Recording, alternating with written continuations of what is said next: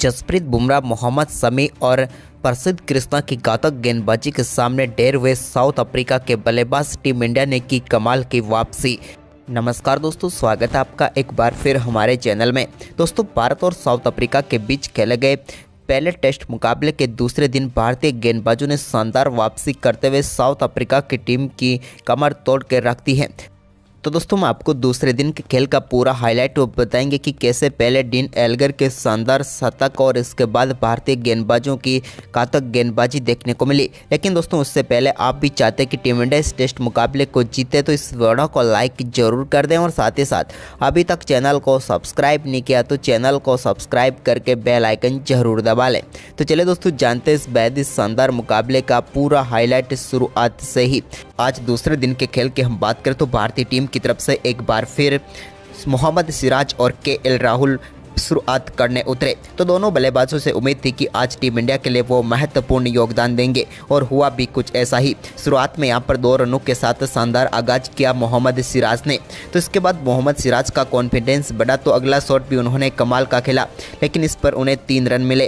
लेकिन इसके बाद दोस्तों शानदार बल्लेबाजी करते हुए 62वें ओवर की दूसरी गेंद पर ग्रेलेट कोजे की गेंद को शानदार तरीके से 4 रनों के लिए बाउंड्री लाइन के पार भेज दिया केएल राहुल ने। और आज दूसरे दिन का पहला चौका उनके बल्ले से देखने को मिला, जो कि एक कमाल का शॉट था।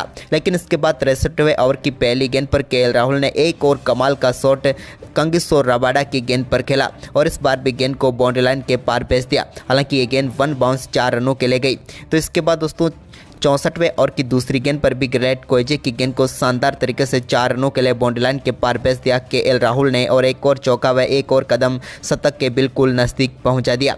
इसके बाद 65वें ओवर की तीसरी गेंद पर रबाडा की गेंद पर केएल राहुल ने एक और कमाल का फ्लिक शॉट खेला और इस बार गेंद को उन्होंने शानदार तरीके से 4 रनों के लिए एक बार फिर बाउंड्री लाइन की तरफ भेज दिया। अब तो वो शतक के बिल्कुल करीब पहुंच चुके थे, लेकिन इसी बीच 65वें ओवर की आखिरी गेंद पर उनके बल्ले से कमाल का छक्का देखने को मिला, जहां पर उन्होंने दोस्तों शानदार तरीके से गेंद को बाउंड्री लाइन के पार भेजा डीप स्क्वायर लेग के ऊपर से और एक कमाल का छक्का जड़ दिया। वह आज के दिन का पहला छक्का उनके बल्ले से देखने को मिला। लेकिन इसके बाद 67वें ओवर की पहली गेंद पर भारतीय टीम को एक और झटका मोहम्मद सिराज के रूप में लगा, जो कि यहां पर विकेट कीपर वेरेना के हाथों कैच कर पेविलियन भेजे उन्हें ग्रेलेट कोजे ने आउट किया। उन्होंने अच्छा साथ दिया केएल राहुल का और 22 गेंदों का सामना करने के बाद वो 5 रन बनाकर पेविलियन लौटे। तो इसके बाद दोस्तों केएल राहुल ने कमाल का परफॉर्मेंस करते हुए 66वें ओवर की आखिरी गेंद पर एक कमाल का छक्का लगाया और इस छक्के के साथ ही उन्होंने शानदार परफॉर्मेंस करते हुए अपना बेहतरीन शतक पूरा कर लिया। टीम इंडिया के लिए उनका ये शतक बेहद ही महत्वपूर्ण था और महत्वपूर्ण मुकाबले में उन्होंने शानदार शतक जड़ा। सेंचुरियन के मैदान पर यह उनका दूसरा शतक था। इससे पहले भी उन्होंने कमाल का शतक जड़ा था और आज एक बार फिर इतिहास रचते हुए शानदार शतक जड़ दिया। लेकिन शतक के बाद दोस्तों यहां पर नांद्रे बरगढ़ ने 68वें ओवर की चौथी गेंद पर उनको बोल्ड करके पेविलियन भेज दिया और भारतीय टीम को ऑल आउट कर दिया। लेकिन केएल राहुल ने शानदार परफॉर्मेंस करते हुए 137 गेंदों पर 101 रनों की शानदार पारी खेली। टीम इंडिया ने 245 रन बनाए 10 विकेट के नुकसान पर। वहीं पर इसके बाद दोस्तों साउथ अफ्रीका की टीम की तरफ से एडन मार्करम और डीन एल्गर पारी की शुरुआत करने उतरे। लेकिन दोस्तों यहां पर टीम की शुरुआत बेहद ही खराब रही और भारतीय टीम को पहली सफलता शानदार गेंदबाजी करते हुए चौथे ओवर की 5वीं गेंद पर ही दिला दी मोहम्मद सिराज ने और एडन मार्करम को पेविलियन भेजा। विकेट के पीछे बेहतरीन कैच केएल राहुल ने पकड़ा और भारतीय टीम को पहली सफलता मिल गई। इस मुकाबले में मोहम्मद सिराज की शानदार गेंदबाजी देखने को मिली। हम बात करें यहाँ पर मार्करम की तो उन्होंने 17 गेंदों का सामना किया और 5 रन बनाकर वो पेविलियन लौटे। इसके बाद दोस्तों यहाँ पर मोहम्मद सिराज की ही गेंद पर जॉर्जे के बल्ले से एक कमाल का चौका देखने को मिला। ये शानदार शॉट था। तो वहीं पर इसके बाद एल्गर ने भी सिराज की गेंद पर एक और कमाल का शॉट खेला सामने की तरफ और गेंद को एक बार फिर 4 रनों के लिए बाउंड्री लाइन के पार भेजा। तो इसके बाद दोस्तों जॉर्जे के बल्ले से एक कट के जरिए एक और बेहतरीन चौका बैकवर्ड पॉइंट की तरफ देखने को मिला। तो वहीं पर इस मुकाबले में डेब्यू करे प्रसिद्ध कृष्णा अपने कैरियर की पहली गेंद डालने आए 13वें ओवर की पहली गेंद पर। तो उनकी गेंद पर शानदार शॉट खेलते हुए एल्गर ने एक बार फिर गेंद को एक्स्ट्रा कवर बाउंड्री लाइन के पार भेजा और एक और शानदार चौका जड़ दिया। ये एक बेहतरीन चौका था। इसके बाद एल्गर ने ही 15वें ओवर की पहली गेंद पर प्रसिद्ध कृष्णा के एक और शानदार शॉट खेलते हुए गेंद को बाउंड्री लाइन के पार भेजा पुल शॉट के जरिए। तो इसी ओवर की चौथी गेंद पर भी उनके बल्ले से एक और शानदार चौका थर्ड मैन की तरफ देखने को मिला। लेकिन इसके बाद दोस्तों यहाँ पर इस सत्र में और कोई विकेट साउथ अफ्रीका ने नहीं गिरने दिया और यहाँ पर 16 ओवर की समाप्ति तक साउथ अफ्रीका ने 49 रन बना लिए।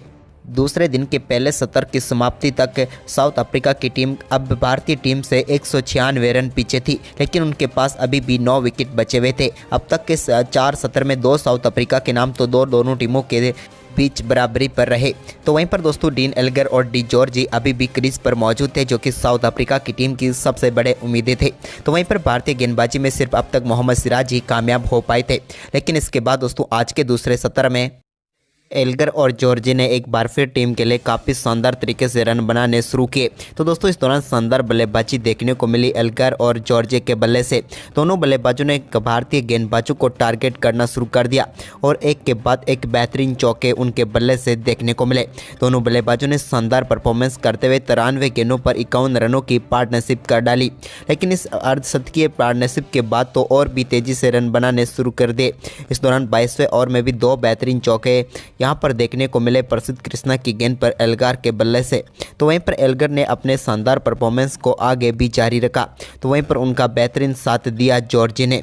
लेकिन दोस्तों इसके बाद 23वें ओवर की चौथी गेंद पर एक बेहतरीन चौके के साथ एल्गर ने अपना शानदार अर्धशतक पूरा कर लिया। इनकी भी कमाल की बल्लेबाजी रही और अपने आखिरी सीरीज में इन्होंने कमाल का अर्धशतक पूरा किया। लेकिन अर्धशतक के बाद इन्होंने 24वें ओवर की पहली गेंद पर भी शानदार परफॉर्मेंस करते हुए प्रसिद्ध कृष्णा की एक गेंद पर शानदार चौका इन्होंने जड़ दिया। इसके बाद तो रोहित शर्मा के लिए परेशानियां खड़ी हो चुकी थी, क्योंकि कोई भी गेंदबाज उस प्रकार की गेंदबाजी नहीं कर पा रहा था। इसी बीच दोस्तों एक बार फिर से यहाँ पर जसप्रीत बुमराह जब गेंदबाजी करने आए तो उनकी गेंद पर भी एल्गर के बल्ले से एक और शानदार चौका देखने को मिला, जहाँ पर कवर ड्राइव के जरिए उन्होंने चौका लगाया। लेकिन इसके बाद 29वें ओवर की आखिरी गेंद पर जॉर्जी को यहाँ पर जायसवाल के हाथों कैच कराकर पेविलियन भेजा जसप्रीत बुमराह ने और भारतीय टीम को दूसरी सफलता मिली। जॉर्जी की हम बात करें तो उन्होंने 62 गेंदों का सामना किया और 28 रन बनाए। वहीं पर इसके बाद जसप्रीत बुमराह ने एक बार फिर 31वें ओवर की दूसरी गेंद पर कीगन पैटरसन को बोल्ड करके पेविलियन भेजा और भारतीय टीम को एक और सफलता दिला दी। कीगन पैटरसन इस मुकाबले में 7 गेंदों पर सिर्फ 2 रन बनाकर जसप्रीत बुमराह का शिकार बने। लेकिन इसके बाद दोस्तों यहाँ पर एक बार फिर एल्गर और बेनिंगम ने शानदार परफॉर्मेंस करना शुरू कर दिया। इसी बीच दोस्तों 32वें ओवर की चौथी गेंद पर एल्गर ने एक और शानदार चौका जड़ा। तो वहीं पर इस मुकाबले का पहला छक्का साउथ अफ्रीका की तरफ से 35वें ओवर की दूसरी गेंद पर प्रसिद्ध कृष्णा को बैकवर्ड स्क्वायर लेग के ऊपर से बेनिंगम ने शानदार छक्का लगाकर गेंद को बाउंड्री लाइन के पार भेज दिया। इसके बाद बेनिंगम ने शानदार परफॉर्मेंस जारी रखा, तो वहीं पर एल्गर ने भी उनका काफ़ी शानदार तरीके से साथ दिया और दोनों बल्लेबाजों की शानदार बल्लेबाजी जारी रही। इस दौरान दोस्तों 41वें ओवर की दूसरी गेंद पर भी एक और कमाल का चौका एल्गर के बल्ले से देखने को मिला। यह भी कमाल का शॉट था, जहां पर उन्होंने कवर ड्राइव के जरिए गेंद को 4 रनों के लिए भेज दिया। इसके बाद 43वें ओवर की पहली गेंद पर शार्दुल ठाकुर की गेंद पर शानदार चौका लगाकर अपना 14वां टेस्ट शतक पूरा कर लिया। एल्गर ने कमाल की बल्लेबाजी करते हुए इन्होंने शानदार शतक ठोक दिया। उन्होंने अपना शतक 140 गेंदों पर पूरा कर लिया।